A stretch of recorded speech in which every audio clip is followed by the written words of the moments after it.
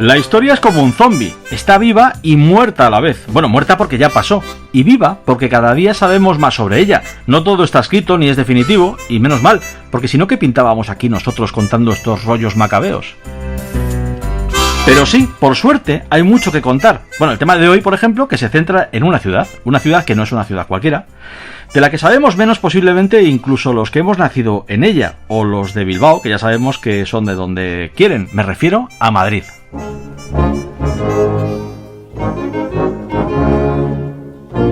Madrid está cuajada de lugares misteriosos, rodeados por un aura enigmática. En ciertos casos las historias son de verdad muy truculentas, terribles incluso. Como muestra, vamos a escuchar un par de historias contadas por Paloma Navarrete y Jesús Callejo. Los dos son amigos de nuestra invitada de hoy. El Museo Reina Sofía fue un hospital de pobres desde el reinado de Felipe II. El fantasma Ata era el fantasma que se les aparecía a los de seguridad de por la noche. Estaban muy asustados porque era un fantasma que veían y que además ponía en marcha los ascensores cuando estaban desconectados. Me dijo que estaba aquí porque había sido muy malo, que había matado a personas porque no se podía contener. Este fantasma, Ata, que es la abreviatura de Ataulfo, era el nombre largo, bueno, pues se hizo muy famoso durante las obras del hoy Museo Reina Sofía. Hasta tuvo que ir la policía a investigar, pero claro, no pudieron detenerlo, se les escapó como un fantasma. La Casa de las Siete Chimeneas, un lugar legendario, un lugar histórico y misterioso y un lugar encantador. Dicen que vivía el capitán Zapata con su esposa, doña Elena. Vivieron su amor de forma plácida hasta que él tuvo que ir a la guerra de Flandes y allí él muere. Ella cuenta la leyenda que queda desconsolada, compungida, no se la vuelve a ver. Al cabo de un tiempo aparece muerta misteriosamente, pero lo extraño es que ese cuerpo desaparece. Nunca más se vuelve a saber de ella hasta que, al cabo también de unos meses, se empieza a ver su espectro encima de la Casa de las Siete Chimeneas. En 1881 se crea una sucursal de Banco de Castilla, por lo tanto hay que hacer obras, y en esas obras aparece el esqueleto de una mujer. Por lo tanto, se asocia ese esqueleto al fantasma de doña Elena, que desde el más allá estaba clamando justicia.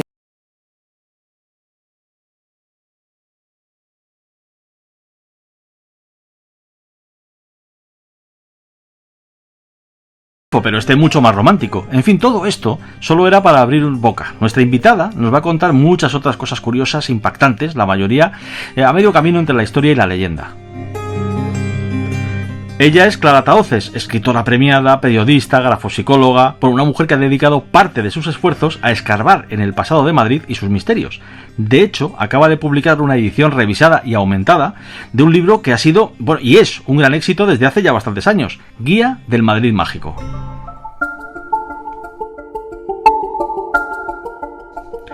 No sé cómo aceptas nuestra invitación de nuevo, pero me alegro de que estés con nosotros, que bueno, ten cuidado, que el frío no se meta en tus huesos. Bienvenida, Clara. Hola David, ¿qué tal? ¿Cómo estás? Bueno, en la introducción hemos escuchado dos misterios de Madrid, de los más famosos, yo creo que están entre los más famosos, ¿no?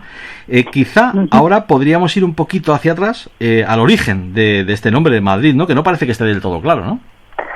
Pues sí, la verdad que no está nada claro. Madrid ha recibido muchísimos nombres, más de una veintena o treintena de nombres diferentes, pero los dos que suenan más y que perduran un poco en el tiempo son dos. Uno que es Madrid, por un lado, y otro Maghrib.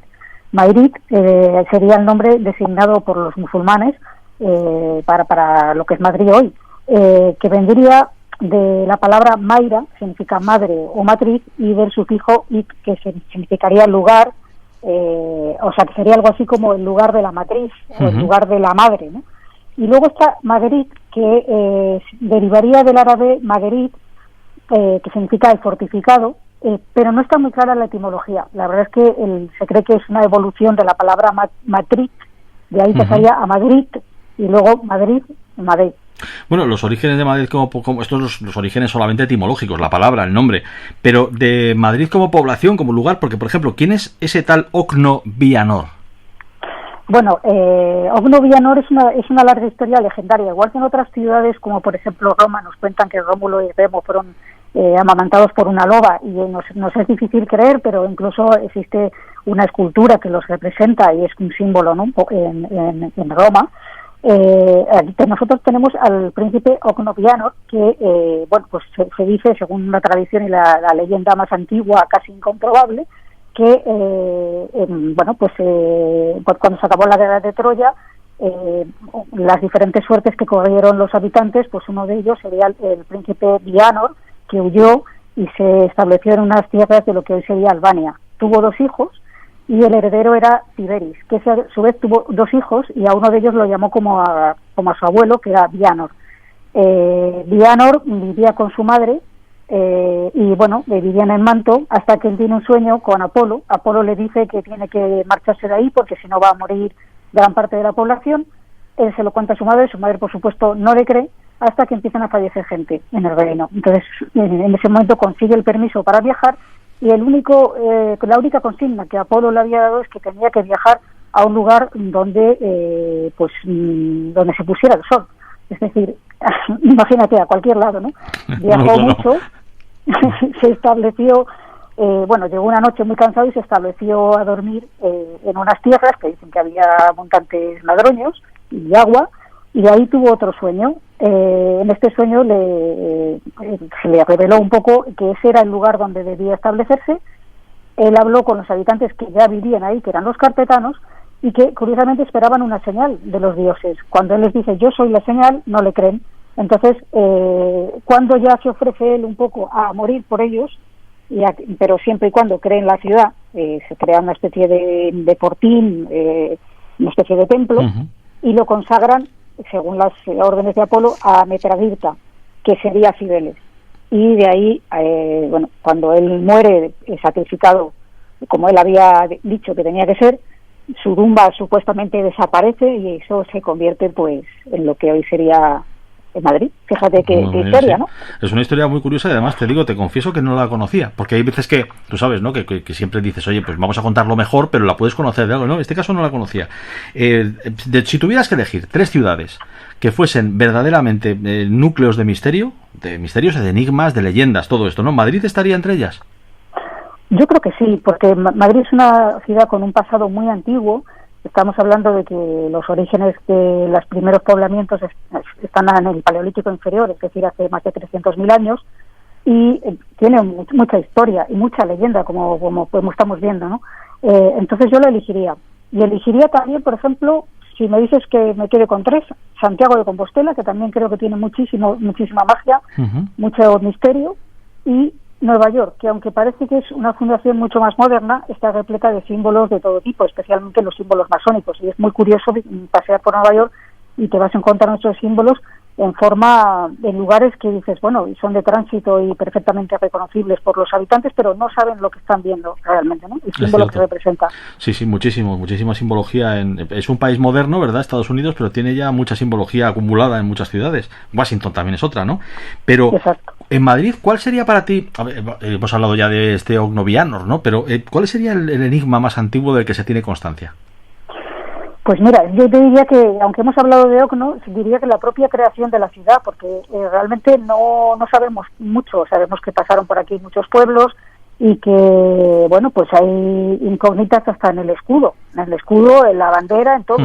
Entonces, yo creo que el propio Madrid sería el enigma mayor, es decir, su fundación, su creación. 7 estrellas en la bandera de Madrid, que muchas veces se ha dicho que no significan nada especial, pero parece que tienen algún sentido, ¿no? Bueno, según qué fuentes consultes, algunos te hablan que es el recuerdo de 7 escuelas de astronomía que hubo en Madrid, pero yo creo que eso es un poco exagerado. Había 6, ¿no? Como mucho. 7 son demasiadas. 7 son demasiadas, efectivamente. Aunque sí que las 7 estrellas parece ser que hace referencia a la Osa Mayor o a la Osa Menor, porque ambas cosas se han publicado y estarían ahí en recuerdo de esa, es una cosa, un recuerdo un poco astronómico, una cosa muy curiosa, ¿no? Para una ciudad. Bueno, tú sabes, Clara, que nos conocemos muy bien, somos muy amigos, que yo no tengo ninguna confianza en la astrología, pero es un hecho que está ahí y hay personas que confían en ella. ¿Tiene alguna relación la astrología con Madrid? Bueno, tiene en la medida que creamos o que nos interese un poco averiguar este tema, ¿no? Yo la verdad es que hace unos años, para la creación de este libro del que hemos hablado, pues le pedí a una astróloga, a Isabel Fernández Jean, que hiciera un estudio, si era posible, hacer una carta astral a Madrid. Y ella me realizó un estudio muy completo y minucioso, haciendo una radial por la ciudad y dividiéndolo en barrios y en zonas astrológicas. Y curiosamente que hay zonas como por ejemplo el tanatorio, que están en la zona Escorpio, que Escorpio precisamente es uno de los signos que se identifican con la muerte, ¿no? Son curiosidades que están ahí y que desde luego yo no las dejo atrás, es decir, no creo en ellas, pero me parece que son interesantes conocerlas. Vamos a dar un salto de mucho tiempo desde esos orígenes que hemos hablado hasta finales del siglo XIX, principios incluso del XX. Madrid se convierte en un centro, esto también es muy poco conocido, un centro de espiritismo, que es una corriente que está de moda, efectivamente, pero es un centro de espiritismo. Y nada más y nada menos, ¿no?, que alguien como Valle Inclán, como el escritor, ¿no?, Ramón María de Valle Inclán, resulta que es uno de los principales seguidores del espiritismo. Vamos a escuchar un corte de la serie laureada de esta casa, en el Ministerio del Tiempo, y luego lo comentamos. Desde 1880 hasta después de la Primera Guerra Mundial, el espiritismo era algo que se hacía, pues se reunía la gente en el salón, la gente seria, y creían en eso. Pero claro, es la ingenuidad de la época. Valle Inclán, que era un señor súper inteligente, creía perfectamente que Argamasilla tenía rayos X. Es hora de presentarles al increíble hombre con rayos X de los ojos. Soy gallego, por el amor de Dios, ¿cómo no voy a creer en poderes y en meigas? Creía en Meigas, que escribía sobre divinas palabras con un lenguaje esotérico. Un hombre que se adelanta mucho a su tiempo. Podía ser de pronto en su vida privada un ingenuo. Claro, ¿no te parece un poco insultante esto hacia Valle Inclán? O sea, el tono es como que Valle Inclán parecía tonto o algo así, ¿no? Sí, pues parece como que si estuviera embobado por estos temas, sí, del misterio. La verdad que sí que es cierto que Valle Inclán tenía mucha afición por el espiritismo y que hubo una época también dorada del espiritismo, no solo en Madrid, también en otros lugares de España, como Murcia, se crearon comunidades y todo venía un poco auspiciado también por las grandes ilusiones de los magos, ¿no? Lo que empezaban a hacer en algunos teatros de fantasmagorías y que luego se trasladaban a los gabinetes. De hecho, en Madrid hubo la consulta de la Beata Clara, que recibe mi mismo nombre, pero no era yo, y que esta mujer pues pasaba consulta de una manera un poco subrepticia, pero pasaba consulta con personajes influyentes de la época y bueno, al final se la pilla como haciendo fraudes, porque llegaban a decir de ella incluso que ponía huevos de gallina, imagínate. Bueno, hay que decir también que no solo se tomó en serio Valle Inclán el espiritismo, también se lo tomaron, por ejemplo, en Francia el matrimonio Curie, nada menos, sobre todo Pierre, pero también Marie Curie, 2 premios Nobel, ya sabes, ¿no? Y luego también, por supuesto, en Inglaterra, quizá el más famoso de todos los espiritistas, que fue Conan Doyle, el creador de Sherlock Holmes. O sea que, bueno, quiero decir que es algo que, obviamente, podemos ver que es fruto de una época, pero tampoco a lo mejor hay que verlo de esta manera, que le ponían, como ya digo, como un poco verde, ¿no?, a Valle Inclán. En fin, bueno, vamos a comentar algunos enigmas más. Hemos escuchado al principio, en la introducción, el del Reina Sofía, ¿no?, el fantasma Ataulfo. Hemos escuchado la casa de las 7 chimeneas, pero he elegido 3 enigmas, a ver si conseguimos contar los 3. Uno es, el primero de todos, el retiro y el ángel caído, Clara. Bueno, como sabéis, el ángel caído siempre ha tenido fama de que es la única estatua dedicada al maligno en el mundo, cosa que no es cierta, porque hay otras.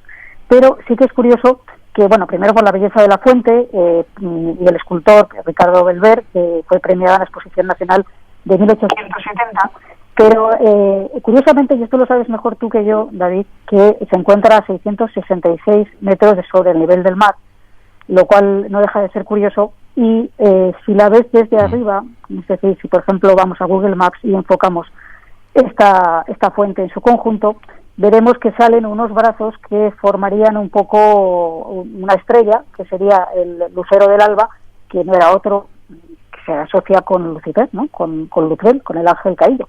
Sí, lo que dices de los 666 metros es importante decir que está puesto en un momento en el que la red de altimetría española no permitía esa precisión, con lo cual, casualidad, influencia diabólica, quién sabe, pero el hecho es que está a 666 casi clavados metros de altitud sobre el nivel del mar, ¿no? ¿Es así? Exacto. Bueno, Gracias. Siguiente enigma, también muy interesante, la Puerta del Sol. ¿Qué nos puedes contar de la Puerta del Sol? Bueno, de la Puerta del Sol se sabe poco. O sea, hay varias teorías sobre el origen de este nombre que recibía un poco la Puerta del Sol, porque, bueno, en Sol vas a Sol y no hay ninguna puerta, ¿no? Pero claro, se dice que antiguamente se construyó, durante la época de las revueltas de los comuneros, se construyó un foso y una fortificación para impedir que las revueltas pues entraran y pues causaran estragos, ¿no? Se cree que la puerta de acceso, hay teorías de que se pintó un sol, otras de que pues, la luz del sol entraba por una de las ventanas, y otras que está construida mirando al sol. La verdad que no sabemos nada porque no hay fuentes fidedignas sobre esto, como muchísimas de las cosas que te decía de Madrid, que no sabemos realmente de dónde viene, pero que está ahí. Sí, la verdad es que es cierto, hay cantidad de cosas que no se conocen muy bien, pero bueno, el hecho es que el enigma o la leyenda está. Un enigma más, y luego vamos a ver si nos da tiempo a dos pequeñas leyendas, ¿no? Pero el enigma, el Palacio Real, que está también rodeado de cuestiones, pero muchas además, ¿no? Sí, muchas. Aquí, a lo que hablábamos antes de las creencias espirituales, en el Palacio, estaban convencidos de que existía, sabemos que el Palacio Real, lo construyeron los Borbones sobre lo que era antiguo Alcázar, ¿no? Pues ya hay unas crónicas muy antiguas, que yo estuve consultando en su momento de Barrio Nuevo, donde da cuenta de que en algunas estancias del Palacio, en algunos gabinetes, pues se producían ruidos y se producían movimiento de objetos, lo que llamaban como trasgos y duendes, y que lo definen con gran horror, ¿no? O sea, como si fuera algo verídico, no lo cuentan como algo anecdótico. Eso por un lado. Luego está también una cosa muy curiosa, y es que Isabel de Farnesio, que era la esposa de Felipe V, tuvo unos extraños sueños cuando se construyeron unas estatuas que representaban a los reyes de España y que iban a colocarse en la balaustrada del Palacio Real. Esto no llegó a hacerse y hoy se encuentran en el Retiro porque parece ser la lógica, nos dice que estaban hechas a mayor tamaño del que podría aguantar. El caso es que Isabel de Farnesio una noche tuvo un sueño de que esas estatuas se precipitaban sobre ella. Entonces advirtió, ¿no?, de que aquí hay un peligro, estas estatuas no se deben colocar, y oye, pues así fue, ¿no? Es decir, este lugar tiene bastante enjundia. Pero antes incluso, ¿no?, cuando se estaba construyendo, tengo entendido que hubo problemas extraños que llevaron a que los operarios, los obreros, los que trabajaban allí, pidieran que se hiciera un exorcismo. Sí, durante las obras del Palacio Real, efectivamente, ya se hablaba, quizá todo esto que viene después de los ruidos y sonidos extraños, quién sabe si procedía ya de este origen, ¿no? Que los obreros escuchaban, les cambiaban las herramientas de sitio, oían voces, en fin, estaban aterrorizados y llegaron a pedir que se realizara un exorcismo para, entre comillas, lo que es un exorcismo no entendido como lo que entendemos el exorcismo ahora, sino una especie de bendición o algo para protegerlos del mal. Sí, porque no era como el de la película del exorcista, evidentemente. Además, no había ahí nadie a quien hacérselo. No había quien le diese vueltas la cabeza. Pero la cuestión que te decía antes de dos cosas más madrileñas, más castizas, no pueden ser. El oso y el madroño, o la osa y el madroño, ¿esto de dónde viene? Y luego te adelanto la otra, a ver si puedes condensar las dos juntas. Que es lo de el apodo de los madrileños gatos. ¿De dodónde vienen todas estas dos cosas? Bueno, pues mira, lo de los gatos, empezamos por lo último, si te parece, procede de la época de Alfonso VI, en la época de 1083 aproximadamente, para reconquistar lo que sería la ciudad, que estaba dominada por los musulmanes. Había que, hay unos restos de la muralla, hoy son muy pequeños, pero la muralla era muy grande y parece ser que utilizó a uno de sus hombres, al que apodaban Gato, porque era muy buen escalador. Y este chico, pues solo escaló la muralla ayudado con un puñal, como un poco de guía para saber dónde tenía que poner las manos, colgó una soga para que pudieran acceder sus hombres y así se había producido la reconquista. Ya se llama a los gatos se les llama, somos madrileños los gatos, por así decirlo, porque por esa historia de este joven. Y lo de la osa, pues es que en los orígenes un poco de la heráldica y los escudos, pues es que realmente se menciona más el tema de una osa. Es decir, puede haber un error en la transcripción y realmente quedó más lo del oso, ¿no? Pero realmente sería una osa. Oye, fuera de lo que es la ciudad de Madrid, porque tu libro también tiene enigmas de fuera de la ciudad. Cuéntanos uno, elígenos algún enigma que esté dentro de la Comunidad de Madrid, pero fuera de la ciudad. Pues mira, a mí hay un lugar que me gusta mucho, que es el Castillo de San Martín de Valdeiglesias, que creo que tú también conoces, David. Sí. Y ahí, pues, la verdad es que tiene una historia muy extravagante. Es un castillo del siglo XV, está restaurado, pero se conserva bastante bien lo que es el exterior. El interior ha sido muy remodificado y es muy interesante la historia que tuvo ese castillo, porque en cierto momento estuvo en manos privadas y el propietario era muy excéntrico, realizaba sesiones de Ouija y de espiritismo y se rodeaba de personajes un poco extraños. Allí fue también una fuente de rodaje de muchísimas películas de terror de la época del terror español, ¿no? De Bornacci, etcétera. Sí. Y bueno, pues allí también se han captado grabaciones psicofónicas y es un lugar muy curioso donde han aparecido hasta enterramientos. Y claro, el Valle de los Caídos, por ejemplo, ¿cómo lo consideras más? ¿Un lugar de misterio? ¿Una especie de horterada arquitectónica? ¿Un sitio, no sé, o todo junto? ¿Cómo lo definirías? Bueno, pues yo el Valle de los Caídos lo definiría como un lugar de poder por donde está situado, porque es un sitio de sagrado desde la antigüedad y que quizás se eligió por eso, para construirlo ahí, ¿no? Dentro de todo es una construcción que, bueno, tiene muchísimo simbolismo negativo para nosotros, pero si intentamos obviar ese lado, es decir, nos centramos puramente en lo que es en la simbología del edificio y en la construcción, pues yo creo que es un edificio que se debe de conocer o de visitar, al menos antiguamente en los colegios se nos llevaba a verlo. Sí. Y bueno, que tiene una arquitectura curiosa y una simbología numérica y de corte también incluso masónico, que podría equipararse como si fuera una especie de gran pirámide, con esa cruz enorme que se ve desde todas partes. Y yo lo considero como, ya te digo, quitando la parte política, lo considero como un lugar de poder. Un lugar emparentado además con el Escorial, de una forma que, bueno, a lo mejor algún día hablamos de ello, ¿no? De ese parentesco forzado y buscado, aposta, ¿no? Para buscar un paralelismo con el Escorial. Bueno, Clara, se nos ha acabado el tiempo. La verdad es que es increíble que, siendo tan pesado, fíjate, vaya tan ligero el tiempo. En fin, recordamos, Clara Tahoces, guía del Madrid Mágico, Luciérnaga. Clara, muchísimas gracias. Muchísimas gracias, David. Hasta la próxima. El pasado ya no es lo que era. La historia sin pelos en la lengua. Suscríbete en YouTube a La Ciudad Escondida en claratahoces.com.